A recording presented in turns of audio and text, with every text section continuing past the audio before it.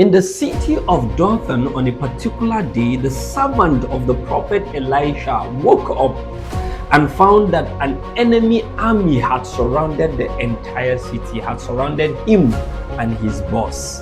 And in panic, he cried out to his boss, saying, "Master, we are surrounded." And the master said to him, "Relax, they that be for us are greater than they that be for them."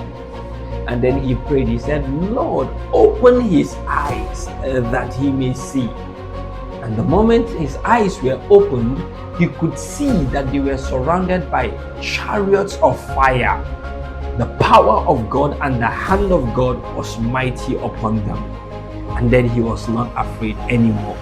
You know, what is interesting is that Elisha didn't pray for God to open his eyes. He prayed, "Lord, open the eyes of my servant." And you know, I get to tell people, Elisha did not see all those chariots of fire that were there. He was a man of faith that walked with the consciousness of the presence of God. You begin to walk with the consciousness of the presence of God. God has said in John chapter 14 and verse 16, "I will pray the Father, and he shall give you another comforter, and he shall abide with you forever." That is an assurance that the presence of God would always go with you. So, like Elisha, be confident. The chariots of fire are there. The archangels are there protecting you. The presence of God is always with you. In Matthew chapter 28 and verse 20, the Bible says, "Lo, I am with you always, even to the end of the world." You know, so it's always, all the time, his presence is with us. When those disciples of Jesus began to panic on their way to Emmaus, the Bible says Jesus appeared with them. And he began to, they were in lack of assurance. They were not confident anymore that what Jesus said was true. And then Jesus began to tell them, "O fools and slow of heart to believe all that the prophets have spoken.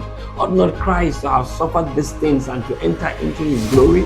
And beginning at Moses and all the prophets, he began to expound unto them in all the scriptures the things concerning himself. He continued like that to teach you, to remind them about the things he had told them. And the Bible says when they sat in the table, he gave them meat to eat, and when they ate, their eyes were opened. And they began to testify. They said, "Did not our hearts burn within us while he was with us?" That means the presence was there. It was Jesus, but their senses wouldn't allow them to see that God was with them.